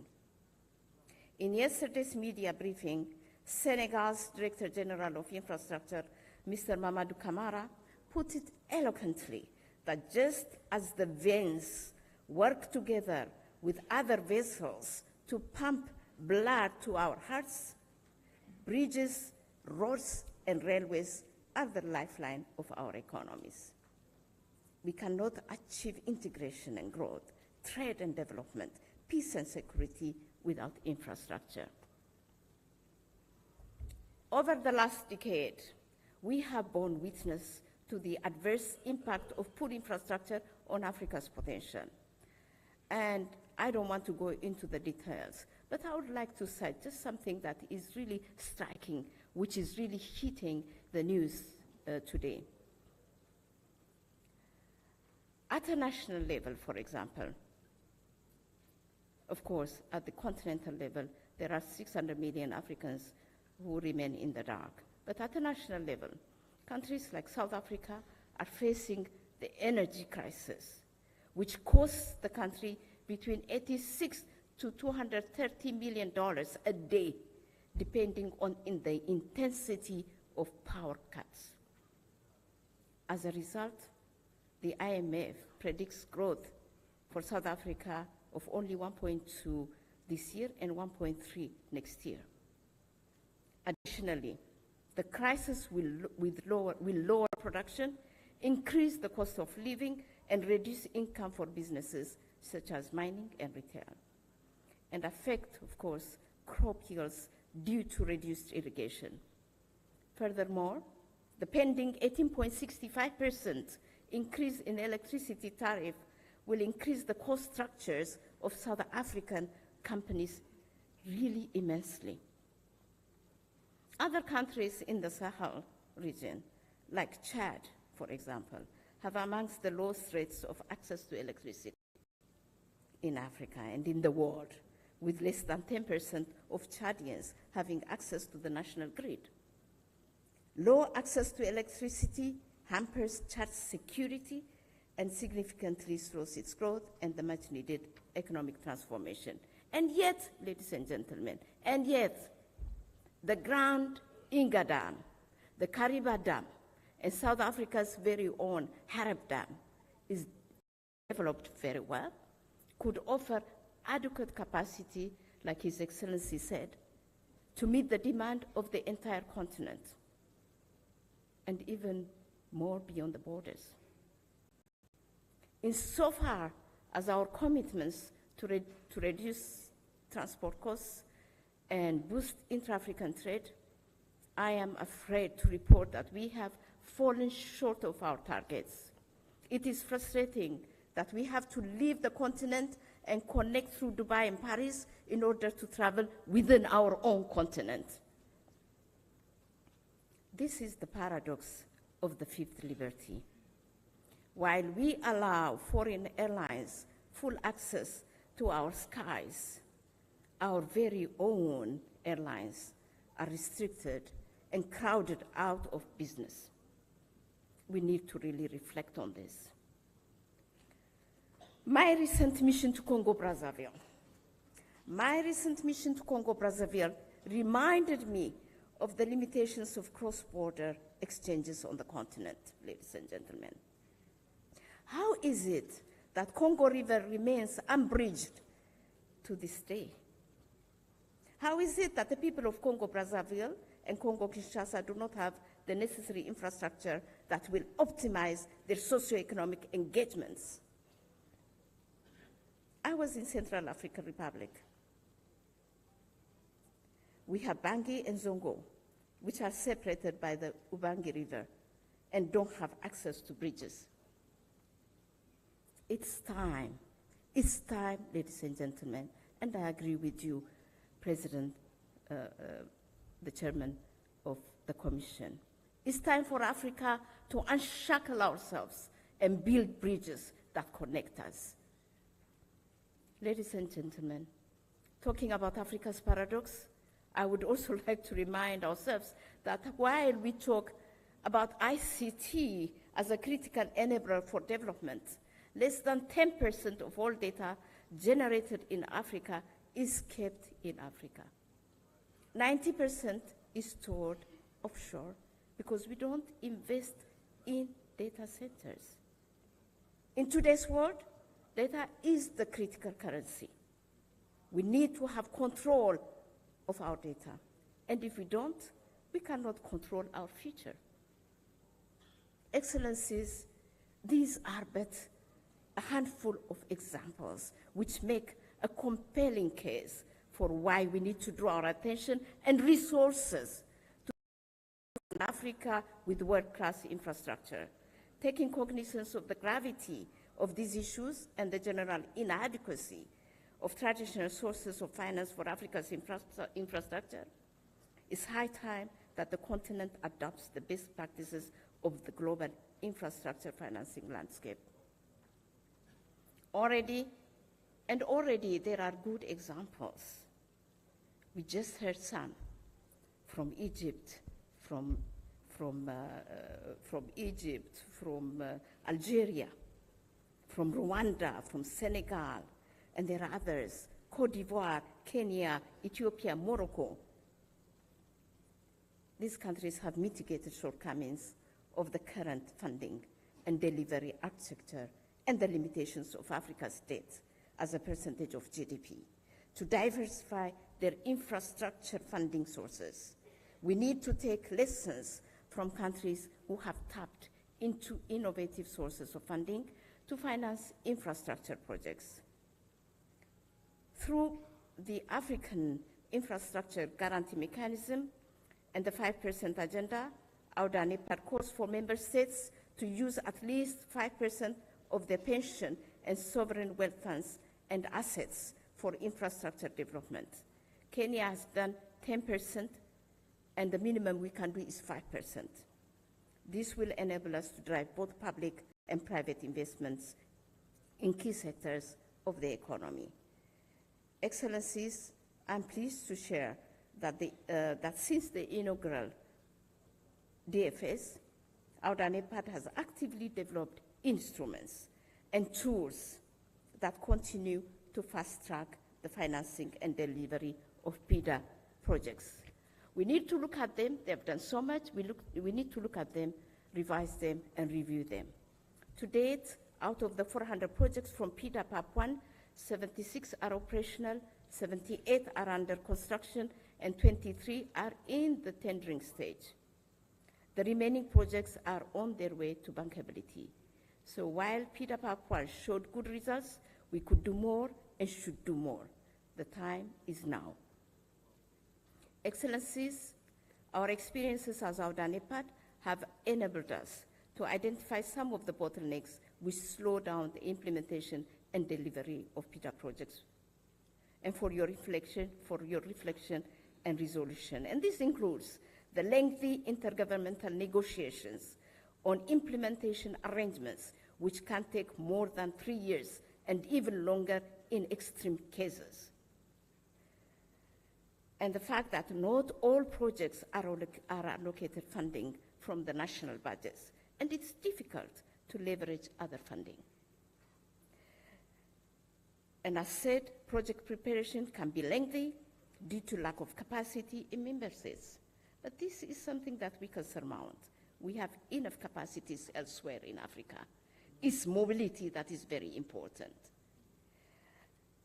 Finally, the fragmentation of approaches from development partners, limited coherence or coordination, creating inefficiencies, but also, in a way, leakages and wastefulness in implementation. Lastly, there is limited political will. I'm sorry to say that. There is limited political will to resolve policy and regulatory bottlenecks that prevent PIDA projects from reaching financial closure.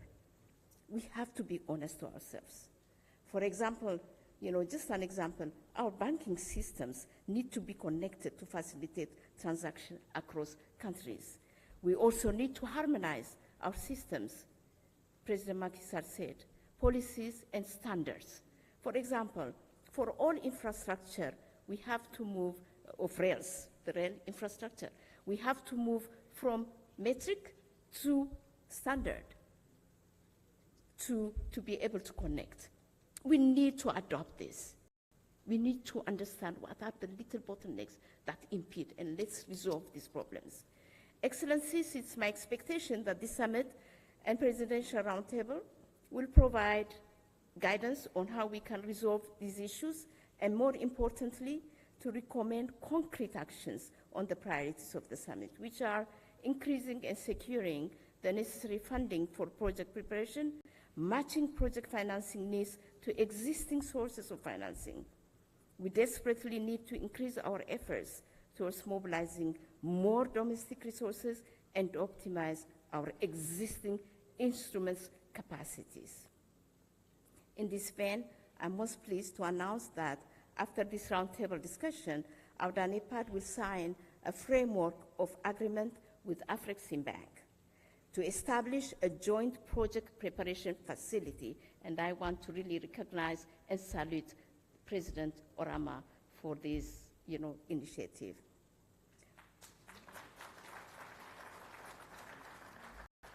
We believe that this will complement our existing NEPAD IPPF with the African Development Bank and the AIGM that we have launched with the FDB, ISDB, DBSA, and other partners. I would like to seize this opportunity to thank all our partners and call upon all our stakeholders present here today and who are not present here today to join us as we move towards increasing our capacity to excel in project preparation. Excellencies, we know that well-prepared projects with the participation of investors, so that we know what investors want, would always win financing.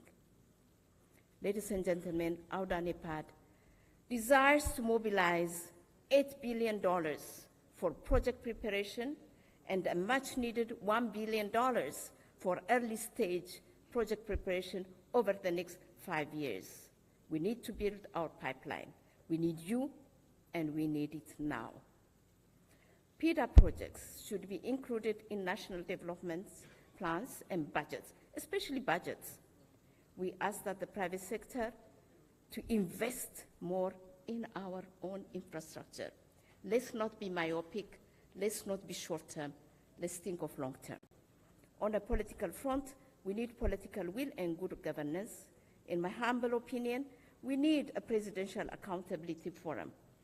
I don't know how we do it, but we would need to put our heads together to encourage our leaders to champion. When I say to champion, to really champion, not by words, but in action, our projects to towards completion.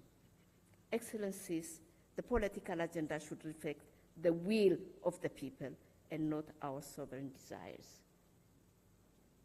We need to really look always at the beneficiaries, the people of Africa. In closing, we may not be able to change our history or our geography, but we can certainly change our future. We are all counting on you. Join us in the deal room to concretize our commitments. I thank you very much. Thanks for your indulgence. Thank you very much. And thank you very much, Madam Nados, for your very uplifting speech, but also that gives us some sobering thoughts on what we need to be doing. And I'm hoping that the next discussion is going to give us some context and some guidance and direction from the continent. Your job, as we know, is to help with the coordination. And we know that part of the problem is the fragmentation and the siloed nature of these competencies and expertise that exist on this continent, but all remain in silos. And so as we work towards we cannot have an Africa that is integrated when its people are divided and fragmented. And so once we get the multidimensional framing, the directional framing, the departmental framing, and the disciplinarian framing, what I call the 4Ds, together, then everything else is just a matter of logical consequence. So at this point, I'd like to move to the next segment, which has to do with a message from Mr. David Robert Malpass, President of the World Bank, which we will take virtually. Thank you. Thank you to the African Union for hosting such a timely event, and to President Macky Sall for the invitation to join. My remarks are mostly devoted to infrastructure, but let me recognize upfront the multiple challenges you are facing with high food and fertilizer prices, with growing insecurity in the Sahel, and with conflicts spilling across borders, and the devastating impacts of climate change. I had meetings last week with Victoria Kwakwa and Ousmane Diagana, the World Bank's regional vice presidents for Africa, and I received detailed briefings on some of these challenges. I want to assure you of the World Bank Group's support to people across Africa as they face these challenges on a daily basis.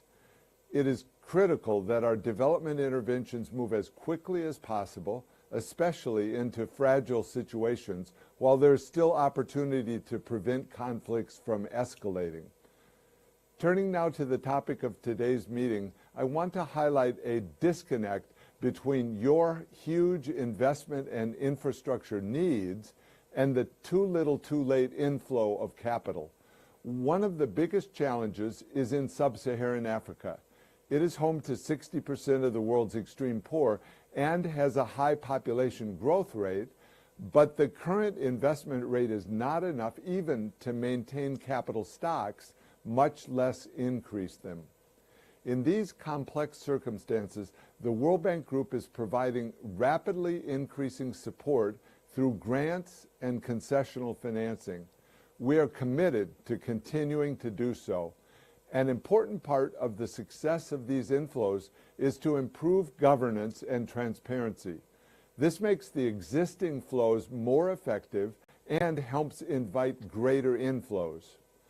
World Bank lending to Africa has tripled as a share of total lending, from 15% in the early 2000s to over 45% today. Together with IFC investments and MIGA guarantees, the World Bank Group's support to Africa was over $38 billion in new commitments in FY22. We are heavily involved in regional and national infrastructure connectivity, such as integrated transport and clean energy, including power pools, off-grid and renewable solutions. These will deepen access, digital infrastructure, and transboundary water networks. For example, the Lome-Ouagadougou-Niamey corridor and the Southern Africa Trade and Connectivity Project that covers Mozambique and Malawi are good examples of transformational economic corridors. The Eastern Highway Electricity Project is connecting the East Africa and Southern African power pools to enhance trade of reliable, low-cost, and clean electricity. The World Bank Group Digital Economy for Africa initiative supports the rollout of the African Union's Digital Transformation Strategy 2020 through 2030. World Bank Group projects and financing alone are not going to be sufficient to address Africa's infrastructure needs. Africa attracts only 2% of global foreign direct investment, and that mainly goes to extractive industries, not energy, roads, or water. We need a holistic approach to expanding infrastructure through private capital facilitation, which includes both mobilization and working at the upstream level to improve the environment for private capital enabling. We have recently identified several avenues to strengthen our approach to private capital. First, we are prioritizing activities that enable private capital flows, including by defining and tracking it. Corruption and restrictions on foreign direct investment are key factors limiting the quantity and quality of cross-border investment. Reducing business startup costs and strengthening property rights can also help enable business growth. And second, we are redoubling our efforts to build robust pipelines of impactful, high-quality, and resilient infrastructure projects. Third, we are focused on creating efficiencies through scale and replicability.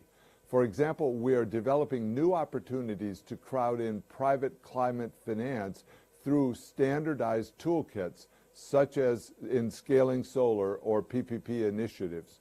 We are also working on options to develop a platform to securitize emerging market private debt and significantly expand the funding sources for projects by linking them with institutional investors. We are applying this approach across different areas, including climate action, energy access, digital transformation, and capital markets development. An important part of this effort is taking infrastructure state-owned enterprises to capital markets and supporting their transition to well-governed, market-oriented, and financially sound enterprises. Let me conclude by recognizing again the tremendous challenges that you are facing and reiterating the World Bank Group commitment to supporting resilient and inclusive infrastructure in Africa. Thank you. So with those inspiring words from the World Bank President, I now have the honor to steer us to the next stage of this discussion. And I'd like for you to assist me in applauding our distinguished heads of states and governments present here as I introduce them as they take their seats, starting with His Excellency President Macky Sall, President of the Republic of Senegal, President Paul Kagame, President of the Republic of Rwanda, His Excellency Mustafa Madbouli, Prime Minister of Egypt. Please be seated. His Excellency Mr. Ayman Rahman, Prime Minister of the People's Republic of Algeria. His Excellency Moussa Faki Mahamat, Chairperson of the African Union Commission. Professor Benedict Orama, President and Chairman of the Board of Directors of Afrexim Bank. Mr. Amadou Abdoulaye Diallo, Director General of the African Solidarity Fund.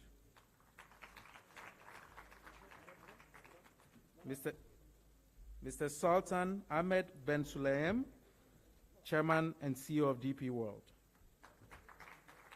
And last but certainly not least, Ms. Marie-Laure Akin Olugbade, Vice President of Regional Development Integration and Service Delivery of the African Development Bank.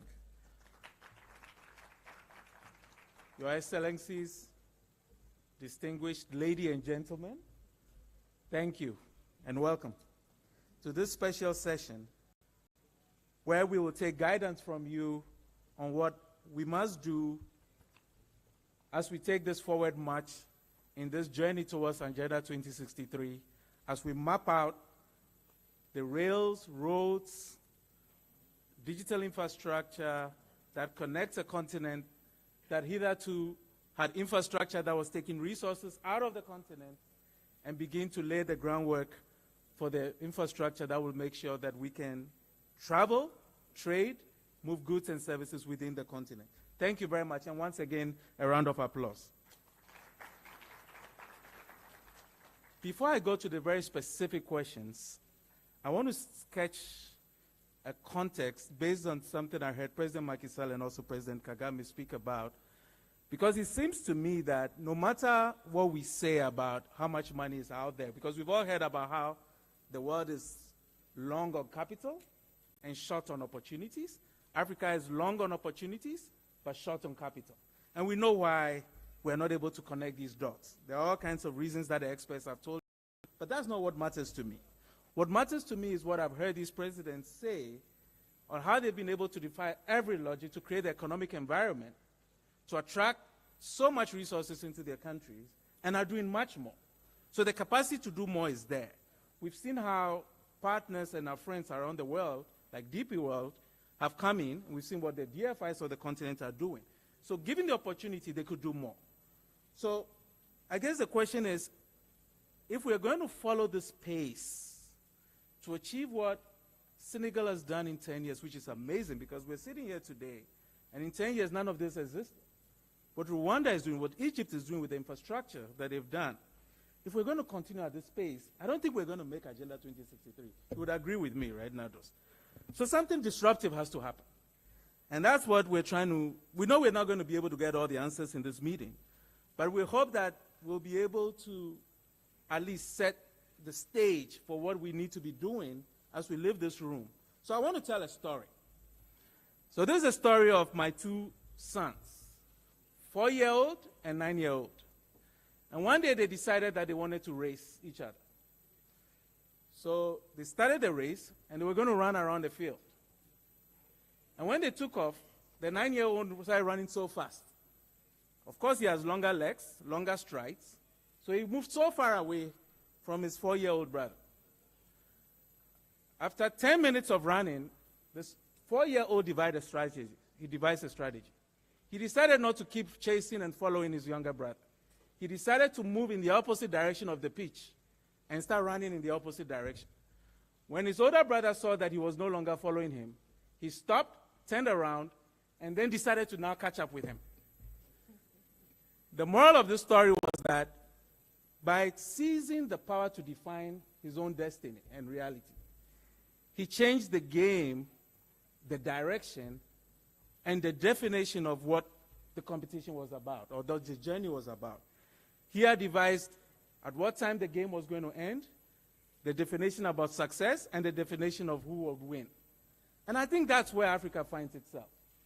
At the pace we are going, trying to fashion ourselves after the development standards of the global north,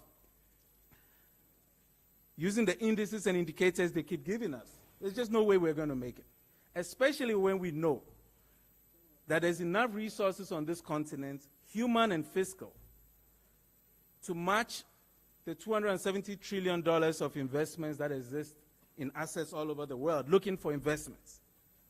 So today we have this opportunity to disrupt, to change the direction. And we've seen how it's possible by the institutions and the governments who are represented here today. And also with all the amazing people in the room today who have done amazing things and continue to do amazing things. So I would like to pose the first question to His Excellency President Macky Sall. Monsieur le Président, il y a 10 ans, là où nous sommes assis, il n'y avait rien. En moins de 10 ans, vous créez toute une nouvelle vie, Diamniadio, totalement interconnectée par la route, les rails et un aéroport de classe mondiale. Vous avez, depuis votre arrivée au pouvoir, multiplier les capacités énergétiques du pays par 2 et en partenariat avec les IPP, sans mentionner les 400 MW d'énergie renouvelable solaire produits. J'ai envie de vous demander, Monsieur le Président, quels ont été les facteurs de ces succès qui ont permis de matérialiser ces infrastructures? Quelles sont les leçons principales que le Sénégal pourrait partager avec l'Afrique, surtout à ceux qui rencontrent d'énormes difficultés à la phase de préparation de projets pareils? Monsieur le Président. Merci beaucoup, Monsieur le maître de cérémonie, docteur. Je voudrais dire que de mon expérience personnelle, je pense que la réussite d'un pays dépend en grande partie non pas seulement de la vision qui peut être partagée par tout le monde. Interpretation is not ready. Donc dès que l'interprétation est finie, je pourrais... C'est bon là? Okay. So we have interpretation on, understand it's on channel 1 for French and channel 2 for English. Normally it's... Est-ce que vous nous recevez là? Non. Okay. It's okay. Ça marche maintenant? Okay. Bon, très bien. Je disais donc ma conviction est faite que la réussite d'un pays ne se mesure pas seulement à l'aune de la vision de ses dirigeants, vision que tout le monde peut avoir. Tout le monde peut rêver d'un pays développé. Cela n'est pas un problème. La difficulté, c'est l'ambition qu'un dirigeant doit avoir pour réaliser cette vision. Cette ambition, bien sûr, se fera avec beaucoup de courage. Parce que sans courage, sans conviction, on ne peut pas avancer. Puisqu'on a trouvé un système qui fonctionne, comme tout système, et les gens ont peur des réformes, ils ont peur des changements. Donc au début, lorsque je suis arrivé, le premier changement que j'ai eu à opérer, c'était sur la politique économique du pays. Vous vous rappelez des fameuses années où tous nos États avaient eu des stratégies de réduction de la pauvreté concoctées depuis Washington, que tous les pays prenaient par kit, et après on a évolué vers ce qu'on appelait le programme économique et social, qui avait pour ambition la réduction de la pauvreté. Et donc je me disais, notre ambition ne peut pas se limiter à réduire la pauvreté. C'était une ambition à minima, mais il fallait avoir une ambition de développer le pays, une ambition de richesse pour le pays. Donc c'est là où j'ai lancé le plan Sénégal émergent, bâti autour de 3 axes, je ne vais pas revenir là-dessus, mais autour de la transformation structurelle de l'économie, mais aussi autour de la politique d'inclusion sociale, de développement du capital humain, le climat et tout cela, et aussi autour de la gouvernance, la bonne gouvernance, la paix et la sécurité. Mais les premiers obstacles venaient du fait qu'on voulait changer l'ordre établi, qui avait déjà obtenu, après des groupes consultatifs, des financements qui n'étaient pas d'ailleurs à la hauteur de l'ambition en tout cas que j'avais, et comment assurer l'articulation entre cette nouvelle vision, cette nouvelle volonté et ce qui déjà a été fait. Donc vous vous heurtez à ce dogmatisme de l'existant. Vous voulez changer, soit, mais est-ce que vous aurez les moyens? Ensuite, j'avais l'ambition, très tôt, de lancer le projet du train express régional, mais un train électrique, au moment où l'électricité était coupée, avec un taux de coupure de l'ordre de 900 heures par an, soit 28 jours dans l'année. Un mois, on n'avait pas d'électricité dans le pays. Donc parler de train électrique, il faut reconnaître que c'était assez audacieux. Et un de nos partenaires m'a dit très gentiment, Monsieur le Président, c'est vrai, c'est très ambitieux, mais enfin, un train électrique, mais il faut d'abord qu'il y ait de l'électricité. Je dis oui, vous avez raison, mais d'ici ne soit mise en œuvre, nous allons régler la question de l'électricité. Et nous l'avons fait, nous avons multiplié le parc électrique par 3, passé de 500 MW à aujourd'hui 1650 MW, dont les 31% sont des énergies renouvelables. Alors, les exemples peuvent être nombreux sur les obstacles de s'en tenir à sa volonté de faire avancer son pays, quels que soient les écueils et les obstacles. On a le même débat aujourd'hui sur le chemin de fer. Or, l'Afrique ne peut pas se développer sans chemin de fer. Ce n'est pas possible. Et le chemin de fer, quelque coûteux qu'il puisse être, il coûte moins cher que la route. Parce que la route, elle se dégrade en moyenne tous les 10 ans, quand elle est bien faite. Alors, si elle n'est pas bien faite, c'est dire qu'au bout de 3 ans, c'est fini, il n'y a plus rien. Donc, tous les 10 ans, il faut renouveler la route. Or, si on a un chemin de fer, et encore une fois, un chemin de fer à écartement standard, bien sûr, l'investissement va être un peu plus cher que le chemin de fer à écartement métrique, mais le métrique qu'on va construire, non seulement la charge à l'essieu va être faible, mais nous serons contraints de rechercher quelques entreprises dans le monde, quelques rares qui auront encore des wagons à écartement métrique. Donc nous aurons des coûts insupportables sur le plan de l'exploitation de ce chemin de fer. Je pense que l'Afrique doit faire le choix définitif d'une orientation pour le futur. Et il est heureux qu'en Afrique de l'Est, ce soit le cas, que ce soit le train Mombasa-Nairobi, que ce soit aujourd'hui également le train qui devrait quitter Djibouti et qui va en Éthiopie, et c'est le cas pour l'ETR du Sénégal, c'est écartement standard. Ce débat, on doit le vider. Je sais que nous avons encore beaucoup de débats avec nos partenaires, puisque eux, ils voient le volume du financement, ils voient la rentabilité financière, c'est important. Mais il y a la rentabilité économique des projets. Ce chemin de fer du Sénégal, il a été construit par les Français en 1863, Dakar-Saint-Louis, 1863. Ensuite, Dakar-Bamako, 1927. Ceux qui construisent ces chantiers ne peuvent pas avoir une vision rapide de rentabilité sur 10 ans, sur 5 ans.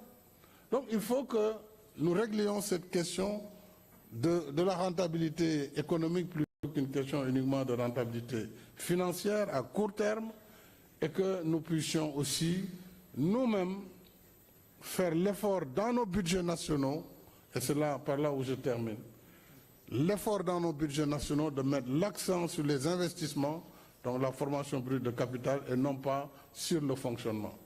À ce niveau, il incombe aux États de faire cet effort qualitatif, de faire l'effort sur la réforme du système fiscal, de lutter contre l'évasion fiscale et d'augmenter en définitive les ressources de ces infrastructures. Donc, au fond, la question revient à dire aux Africains, c'est à vous de vous développer. Et c'est ce que tout le monde a fait, et c'est à nous de faire cet effort. Tant que nos administrations, nos gouvernements n'arriveront pas à mobiliser davantage de ressources, il sera illusoire de croire au développement futur de l'Afrique. Donc je crois que nous sommes tous interpellés et nous savons ce qui nous attend. Une fois que nous aurons réussi le pari de la mobilisation, le pari de la gouvernance, de la transparence, les partenaires seront là, qu'ils soient publics, multilatéraux ou privés, pour pouvoir développer en fait avec nous les infrastructures. Pour terminer, un mot à l'endroit du secteur privé africain. Je pense que nos privés doivent avoir foi en leur continent et aussi qu'ils travaillent à bâtir des synergies. Et c'est ça la faiblesse. Dans nos pays, la plupart du secteur privé travaille en solo. Chacun est PDG de son entreprise. Or, nous sommes dans un secteur très capitalistique. Donc, en mettant les efforts en commun, on peut avoir un secteur privé national important. Nous l'avons testé lors de la création d'une